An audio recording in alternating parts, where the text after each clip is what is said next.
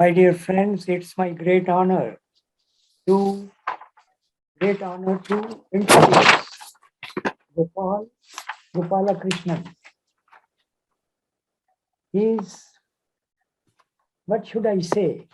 Reading his bio, he's an executive of the world, Tata Sons and Unilever, and worked in various countries, wrote some 18 books, and a man of extraordinary talents and experience. It is said that such men, they are born but rarely. And I have come to know from very recent discussions and emails, and I feel very blessed. So I present to you Mr. Gopalakrishnan to give us his wisdom, words, and vision about India. Thank you very much, Gopal. Please tell us and give us your thoughts. Purnji, thank you very much. You're my senior from IIT, and I value very much your presence here and your words. Partha was closer to me, a contemporary, a few years up or down. And it's a subject which interests me a lot. And I have chosen that what I'm going to say, if I had to encapsulate in a headline like a newspaper journalist, it would be Reset India through wisdom and empathy. But that's what's lacking. Everything else is there. We got the finest economists, we got the finest statisticians, we got the finest everybody. And I have a bone to pick, though I'm a vegetarian, a bone to pick with what has been spoken earlier today by Sam and Suresh, which is that I don't disagree with your content, but I have a difficulty with your packaging. And therefore, if what I am stating looks like their words, but repackaged, I'm living up to my small experience and reputation as a marketing man. The same Lux soap that was marketed 100 years ago to my grandfather is not the same Lux soap that we are selling today. So there is a difference. I'm looking at a long perspective, and I'm very hopeful. Let me just state upfront. I'm very hopeful because today is also Tagore's birthday, and Partho, happy birthday to you. But since it's Tagore's birthday, it would not be inappropriate to quote Tagore through a line which Partho actually taught me. Janar maje ojanar korechi shota. For those who don't speak the language, I seek the unknown through the mass of what is known. Because there are unknown nuggets all over the mass which we think we know. And that's what I've tried to do. I've reflected back on the planning process, the administrative process, a lot of things right and wrong with it. We've done very well in certain areas, like family planning. We have set up institutions which work. None of our neighbors has institutions that work. Look at on your western side, look at your southern side, look at your eastern side. So there are many good things that have happened. But they're not good enough to use the expression Suresh used. I can't go to sleep thinking that my neighbor has had a stomach flu. So, when 1960, when I finished my school and started going to college, India was in the top 1 or 2, maybe the first 3 in the South Asian 7-8 economies in terms of per capita income. Today, I think we are sliding down very fast. Even Bangladesh has crossed us. And that I don't find satisfactory. It's like my son going to school, coming 2nd or 3rd in class. And by the time he's in 10th standard, he's coming 15th. I don't like that. So I asked myself, I've got a part of my library here, which is full of books which start with R-E, redesign, reset, reimagine, and now we got reset. There are a lot of books and very, very clever people, at least as clever as Partho, if not cleverer. who have written books starting with how to redesign. Sam himself has written a book, Redesign. Now, I said, what is wrong? We have the brightest of people. All of you have alluded to it. And what is it that I can say today which might make a difference? And here's what I want to say. And I'm going to say it. I'm going to give you 5 bullet points and then keep quiet. Because in preparing for this 5-7 minute interlude, I think I've spent 5 hours. But I'm not regretting it. I'm not regretting it because it gave me a lot of food for thought. I'm saying India has used the hardware of economic development, but has ignored the software of social, cultural, and economic development. That's the problem that India has. Over 75 years, whether it's the Nehru government or the current government, is not the difference for me. In the hardware of economic government, we've been a left-brained, Cartesian, all the words that have been used earlier. And they are very well written. If you read our finance minister's speeches, you read our planning commission reports, they don't look like the output of dumbos. They look pretty smart guys have written it. And yet things aren't happening. And I believe it's good for me to recall, we keep talking about ancient wisdom. This puts off a lot of young people. Our audience cannot be people who are past 60. Our audience has to be people who are 25 when we roll out something. And they don't want to be kept on reminded about Vedic and Ayurvedic and all this stuff. But we'll have to modernize the packaging. And that's what I meant when I said I agree with Suresh and Sam, but perhaps I'm only going to repackage it. We've got 2 guiding lights, Vasudhaiva Kutumbakam and Sarve Jana Sukhino Bhavantu. I apologize to the foreigners who are on this, but Sarve Jana Sukhino Bhavantu means let everybody be happy, and Vasudhaiva Kutumbakam, the whole world is one. Now we have got modern words for it, globalized and living in peace and so on. So I want to relate a story which goes to the city where Sam lives now, Chicago. And since everybody has referred to Vivekananda, I will also refer to Vivekananda. He's your guru, is it, Partha? So I must refer to your guru. Guru's guru. Grand guru. As you know, Swamiji went to Chicago 1893. And it's been mentioned already that he took the world by storm. One visitor, I'm giving you a quote from the Swami Vivekananda book, which has been published by the Vivekananda Sabha. So it's an authentic book. It's written by a French lady who was a disciple. And I have the references with me. John D. Rockefeller visited him. And he visited because this French lady bugged him and said, this great Swamiji, you must come and meet him. Now remember, John D. Rockefeller was Jeff Bezos or whatever you want to call him, Mukesh Ambani, in those days. He's the world's richest man. He condescended. And there was an interaction between them, which is recorded by this French lady, in which basically Swamiji asked him, how much richer than the average American are you? He said, I have no idea. Maybe 20 times, 30 times. He said, are you 20 or 30 times smarter than the average American? He said, I must be, otherwise how will I have the money? He said, has it ever occurred to you that you're not the beneficiary of the money, but you're a conduit? Well, Rockefeller laughed at him or derisively, left the room. But then he thought about it. And I hope one of the things that will happen after our discussions today is we'll all think about what we have said. And he came back some years later. And he said, I've decided to set up the Rockefeller Foundation, which was set up in 1913, 19 years after his encounter with Swamiji.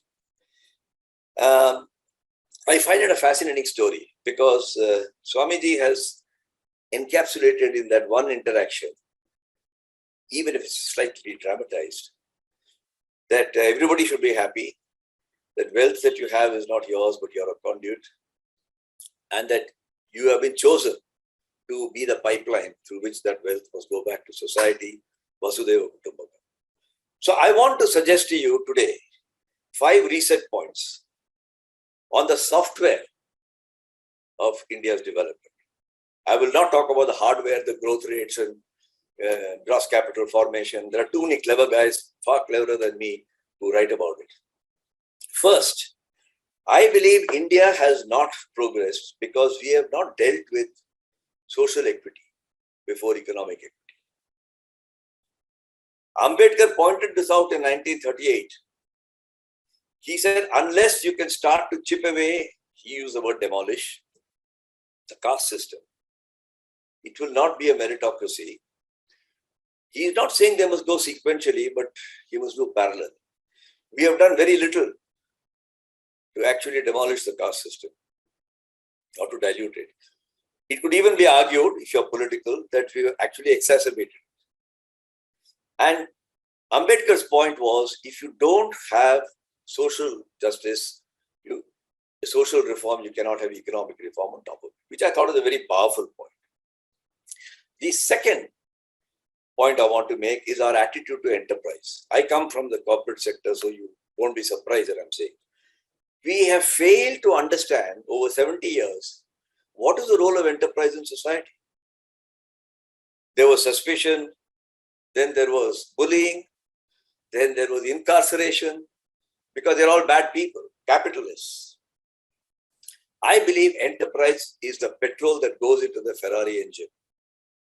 If you don't have clean enterprise, and I call it SHE, S-H-E, which stands for Sustainable, Honest Enterprise.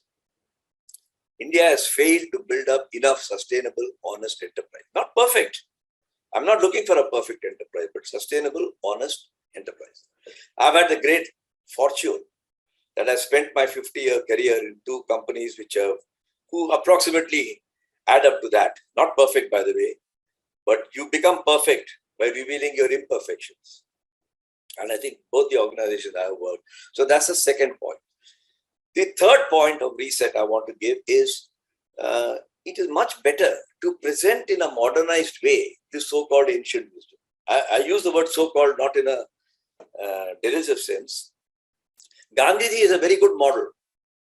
And since Partho has endowed a little institution in IIT Kharagpur, I may take the liberty of asking the Kharagpur to work on it. We must study and modernize Gandhiji and our ancient wisdom in modern terms, so that the software of cultural and economic, social development. I want to give you just one or two examples. I've got a whole list of them about what Gandhiji used to say. But Gandhiji, for example, said, build trust through virtuous authenticity. If you look at the comment Sam made, you may or may not agree with him, but the implication was, where are the authentic people? How do you build trust in a society which is divided? And there is an example of what Gandhiji said. Gandhiji said, leaders must do whatever is right, irrespective of the consequences. And that's how he got involved with the South Africa movement back in 1905.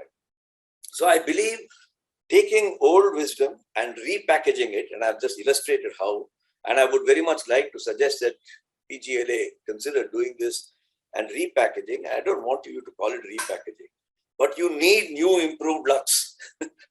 You cannot keep selling the old Lux, which my grandfather was using. The 2 points about turbulence, I think all of you have referred to the fact that pace of change is increasing. I don't think there's anything to discuss there or dispute there. I believe that you can immunize society against turbulence. Just like the human body can be immunized. You all just come through a COVID episode. And I've created not by originality, by referring to immunologists, a 3-stage process by which you can immunize society. And I call that the software, because you will not have all these migrant workers going here and there if you can immunize society through some policies. And then you can also leverage turbulence. You look at nature. Partho kept referring to biology and nature. In nature, all turbulence is not suppressed. Like in an internal combustion engine, you suppress turbulence. But you look at how water comes down a mountain. It doesn't overcome the obstacles, it goes around the obstacles. You look how the Ganga starts at Gangotri and reaches the Bay of Bengal in a winding way. How does a mountain skier come down the Alps? He comes down in a winding way. How does the blood flow in your veins? In waves, not in a straight line. So nature teaches you that turbulence sometimes can be leveraged And I think there is a social equivalent of that, which must precede economic.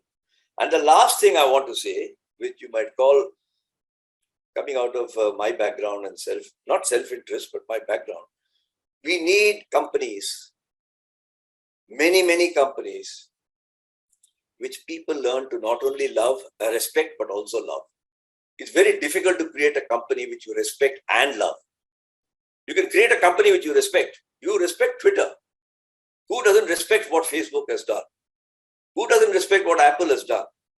But how many of those companies are loved? And I invite those, most of you are from India, so you know. But I think I can say that I have worked in 2 companies which are also loved. And it's worth thinking. You have them in the US as well. Hershey's chocolate is a loved company.